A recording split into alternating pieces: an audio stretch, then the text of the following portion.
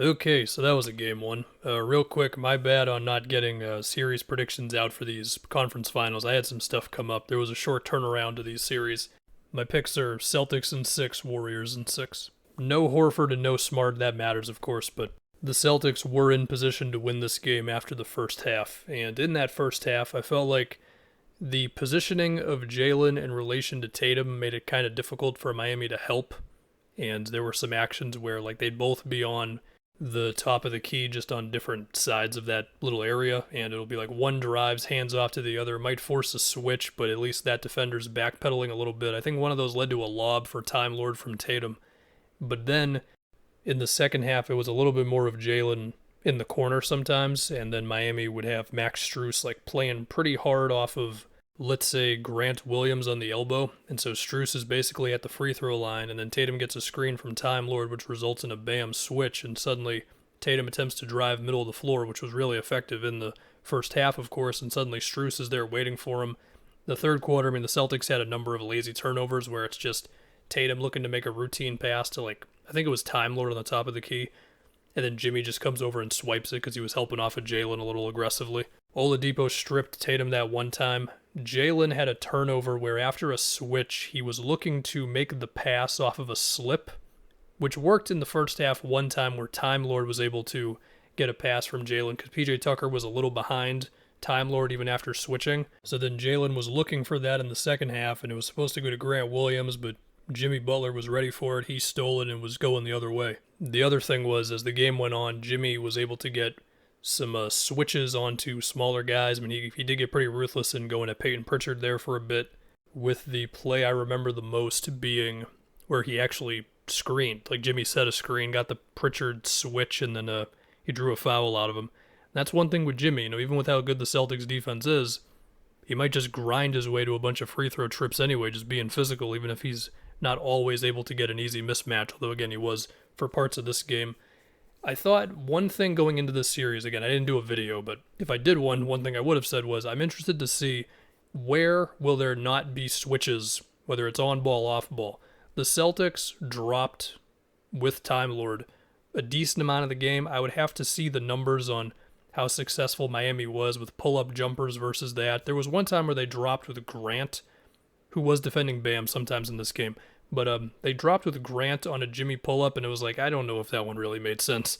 Of course, Time Lord did not drop on every play. There was one I remember where he switched onto Jimmy, and Jimmy was actually able to get through him without too much trouble for a layup. But still, there was some drop coverage. There were times when whether it's Derek White or whoever was tasked with getting around a screen as opposed to just switching actions all the time. And I just want to see how that develops throughout the series. I mean, I imagine Tyler Hero, he's going to have some pull-up jumpers available to him as this thing goes along. But of course, there was also no Horford and no Smart, so that impacts the scheme and all that. But really, man, Miami's defense is just so good, which is not shocking. I mean, there was a play in the third, and when I get these plays I'm talking about, it's usually from Steve Jones Jr. on Twitter, who just highlights plays that I think capture the story of the game really well. There was a play where Grant screened for Tatum, and maybe in the first half, Miami would have switched that. Second half, they trapped it, and then Jimmy ran from Jalen to Grant. And so Jalen was actually open on the wing. Pritchard was a little open on the corner. Grant didn't see either one of them, and he attempts to drive. He's got Bam waiting for him there. Also, Gabe Vincent was in position to close out to Pritchard in the corner.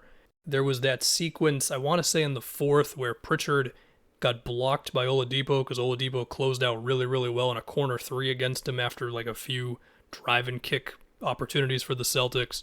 With all that said, I think there are some things from the first half the Celtics can take. I mean, I thought Tatum was involved in a good amount of off-ball actions, whether they were down screens or this one play in the, I think, first quarter where Tatum was kind of at the top of the key, Grant was on the wing, but they were basically both on the same side, and Grant screened for him, and that gave Tatum some momentum to where he could then get a drive inside. So there were moments on offense for him.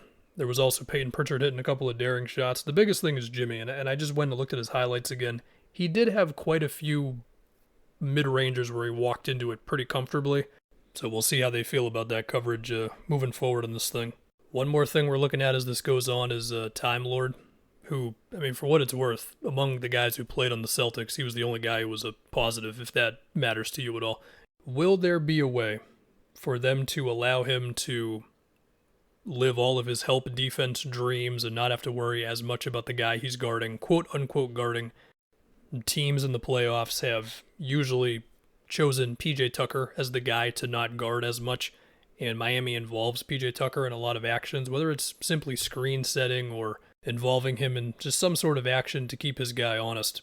And one last thing is Bam's aggressiveness. There was a play where Grant was on him in this, and Bam basically just muscled through him and got a layup. That was like third quarter or whatever.